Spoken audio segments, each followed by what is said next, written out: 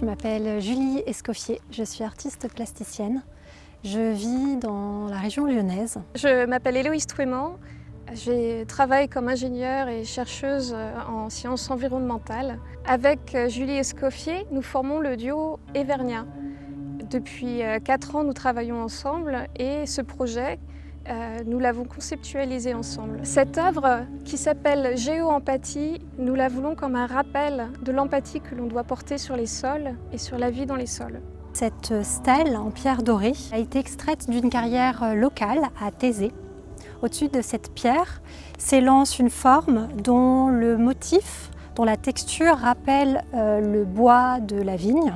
Cette forme vient embrasser un réceptacle qui a été réalisé en métal martelé, puis qui a été patiné grâce à des différents sels, dont des sels de cuivre. Ce réceptacle concave est pensé pour recueillir les eaux de pluie qui viendront s'écouler puis seront orientées vers la stèle en pierre dorée. Sur cette sculpture, nous avons inclus un élément que nous appelons bol à libation. La libation, c'est un rituel qui nous vient entre autres de la Gaule romaine et qui consistait en le fait de faire des offrandes de boissons, souvent du vin. Notre idée, c'est de venir réactualiser ce rite ancestral dans cette idée d'empathie, de géo-empathie, venir faire un don, une offrande à la terre.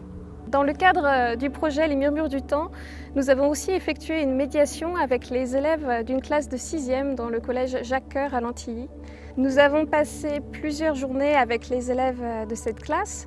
Nous les avons en effet accompagnés sur des projets en lien avec les 4 éléments. Les œuvres des élèves ont été exposées lors du festival Les Murmures du Temps. Nous imaginons qu'avec le temps, la texture de cette sculpture que l'on voit pour l'instant très blanche viendra se colorer, se teinter, se patiner, probablement avec des micro-organismes ou des lichens, des mousses qui viendraient s'accrocher à la surface de cette sculpture. Nous, notre idée, c'était de proposer une sculpture évolutive. Le bleu de la patine de cuivre rappelle le sulfate de cuivre utilisé largement en viticulture, mais c'est aussi une couleur qui a été travaillée grâce à des sels de cuivre issus de la phytoremédiation.